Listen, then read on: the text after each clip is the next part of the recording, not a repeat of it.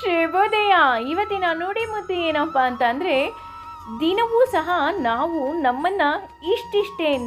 ನಮ್ಮನ್ನು ರೂಪಿಸಿಕೊಳ್ಳಲು ಪ್ರಯತ್ನ ಪಡಬೇಕು. ಆಲಸ್ಯವನ್ನು, ಜಡತ್ವವನ್ನು, ಮುಂದೂಡಿಕೆಯನ್ನು, ನಿರಾಸೆಯನ್ನು, ಹತಾಶೆಯನ್ನು ಚೂರು ಚೂರೇ ಕಳಚಿಕೊಳ್ಳುತ್ತಾ ಹೋಗಬೇಕು. ದಿನವೂ ಅದನ್ನೇ ಮಾಡುವುದೆಂದು ಬೇಸರ ಮಾಡಿಕೊಳ್ಳೋದಲ್ಲ.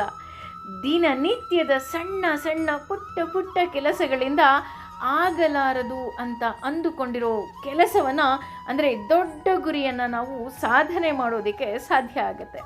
ನಮ್ಮೊಳಗಿರುವ ನಮ್ಮದೇ ಆದಂತಹ ಹೊಸ ರೂಪ ನಮಗೆ ಪ್ರತ್ಯಕ್ಷವಾಗ್ತಾ ಹೋಗುತ್ತೆ ಅಲ್ವಾ? ಎಷ್ಟು ನಿಜ.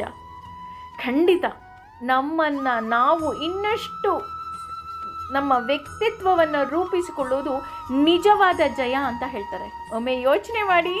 Thank you.